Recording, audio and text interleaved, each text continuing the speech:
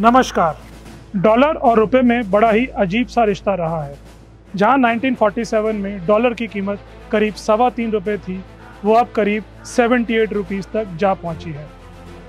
कब कब कैसे कैसे डॉलर बढ़ा और कैसे बेकाबू हो गया, आज इंडिया नाउ एंड हाउ में मैं आपका होस्ट अंकित उसके बारे में आपको बताऊंगा आपको डॉलर और रुपए के एक तरफा रिश्ते के बारे में।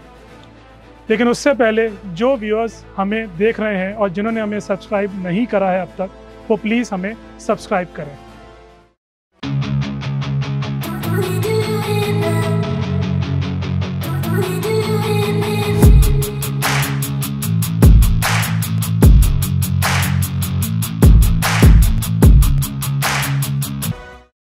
आजादी के 2 सालों बाद कई देशों ने ब्रिटिश पाउंड के इन्फ्लुएंस में अपने आप को डीवैल्यू किया।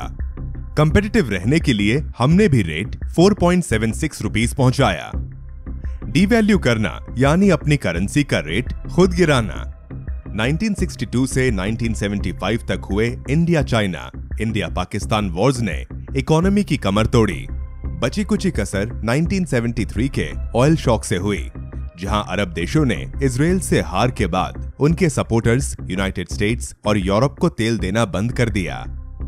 इसका असर पूरी दुनिया की इकोनॉमीज पर पड़ा। इन्फ्लेशन और फिस्कल डेफिसिट दोनों बढ़े। फिस्कल डेफिसिट यानी देश के खर्चे जब रेवेन्यू से ज्यादा हो जाएं। ये एक्स्ट्रा खर्चे रिजर्व बैंक ऑफ इंडिया ने एक्स्ट्रा करेंसी प्रिंट करके चुकाए, जिससे इन्फ्लेशन और बढ़ी।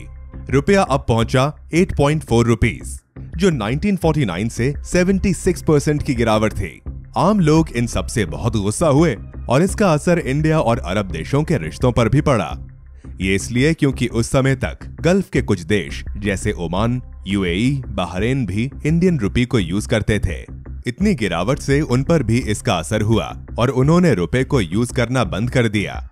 कुछ समय की शांति के बाद 1984 में पीएम इंदिरा गांधी का असैसिनेशन हुआ और फिर 1989 टू 1991 की short term VP Singh BJP और चंद्रशेखर कांग्रेस सरकारों ने हमें 1991 के उस दौर में पहुंचाया। कोरोना काल से पहले 1991 ऐसा साल था जब हमारी इकोनॉमी बुरी तरह से कोलैप्स कर गई थी। इन्फ्लेशन रेट्स 14% तक पहुंच गए थे। हमारे फॉरेन रिजर्व्स लगभग ख़त्म हो चुके थे। हमारे देश पे इतने सारे लोन्स थे, उन पे इंटरेस्ट इतना सारा था कि हमारे देश का लगभग आधा रेवेन्यू सिर्फ उनको चुकाने में ही जा रहा था। इंटरनेशनल कम्युनिटी हमें बस डिफ़ॉल्टर घोषित करने ही वाली थी। प्रधानमंत्री पीवी नरसिम्हा राव और डॉक्टर मनमोहन सिंह, जो हमारे फाइनेंस मिनिस्टर थे, उन्होंने इस सिचुएशन से लड़ने के लिए रुपए को फिर से डीवैल्यू करने की ठान ली। हमारी करेंसी फिर से डीवैल्यू हुई और कुछ ही दिनों में 18 रुपये का डॉलर करीब 24.5 तक जा पहुंचा। जब इससे हम उभरे तो कुछ ही सालों बाद साउथ ईस्ट एशियन कंट्रीज़ में भी वैसा ही एक इन्फ्लेशन का दौर आया। उनकी इकोनॉमी भी कोलैप्स तक जा पहुंची और उसका फ़ायदा भी डॉलर को मिला। इस घटना के 1 साल बाद ही पोखरण के न्यूक्लियर ब्लास्ट हुए। प्रधानमंत्री श्री अटल बिहारी वाजपेयी, डिफेंस मिनिस्टर जॉर्ज फर्नांडिस और हमारे legendary nuclear scientist doctor APJ Abdul Kalam ने इसको ओवरसी करा। ब्लास्ट तो सक्सेसफुल हुए, लेकिन यूनाइटेड स्टेट्स को ये बिल्कुल ही बर्दाश्त नहीं हुआ। बिल क्लिंटन के यूनाइटेड स्टेट्स ने तुरंत ही हम पर इकोनॉमिक सैंक्शंस लगा दिए और जो डॉलर करीब 32 रुपये था, वो कुछ ही महीनों में 42 के पार जा पहुंचा। लेकिन उसके बाद फिर थोड़ी शांति हुई।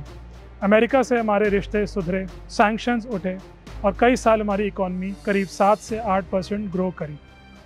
लेकिन जब सब कुछ अच्छा जा रहा था तो अचानक 2008 में फिर एक बड़ी घटना हुई। 2008 में ग्लोबली एक बहुत बड़ा रिसेशन हुआ, जो भारत में भी आया।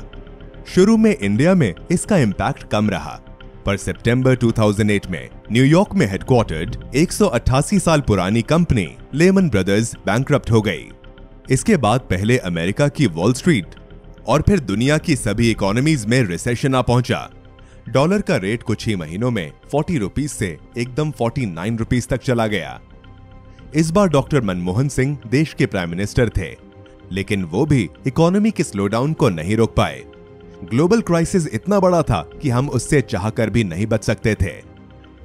आगे जाकर देश की जीडीपी ग्रोथ ठीक ठाक भी चलती रही, लेकिन फिर भी ऑयल इश्यूज और कई छोटे बड़े इंटरनेशनल फैक्टर्स के चलते डॉलर लगभग फ्री फ्लो में हर साल बढ़ता रहा। अक्टूबर 2018 में डॉलर ₹74 तक पहुंच गया। वहां से इसे फिर कंट्रोल किया गया, जिससे जनवरी 2020 को वो ₹70 तक नीचे आ पहुंचा। और पहले की तरह फिर जब लगने लगा कि अब हमको राहत मिलने वाली है, तो कोविड-19 पैंडेमिक ने दस्तक देकर उस राहत को भी हमसे छीन लिया। जहां दुनिया में लगभग सारी ट्रांजैक्शंस डॉलर्स में होती हैं, वहीं पर बाकी करेंसीज को इसका काफ़ी नुकसान उठाना पड़ा। आप खुद ही देख लीजिए, अगर इंडिया में कुछ बुरा हो, यूएस में कुछ बुरा हो या इंटरनेशनली कहीं भी कुछ बुरा हो, हमेशा डॉलर की ही कीमत बढ़ती है। बहुत ही कम केसेस में ऐसा होता है कि लोकल करेंसीज की कीमत बढ़े। इस बात का शायद हम कई सालों तक कुछ नहीं कर सकते, क्योंकि ऐसी ग्रिप में डॉलर ने पूरी दुनिया को रखा हुआ है। अब ऐसे ही और दिलचस्प कहानी मैं लाऊंगा आपके सामने हमारे हर एपिसोड में। आप हमारे चैनल को सब्सक्राइब करना मत भूलें। मैं लौट के आता हूं एक और कहानी के साथ बहुत जल्द। तब तक के लिए नमस्कार, जय हिंद।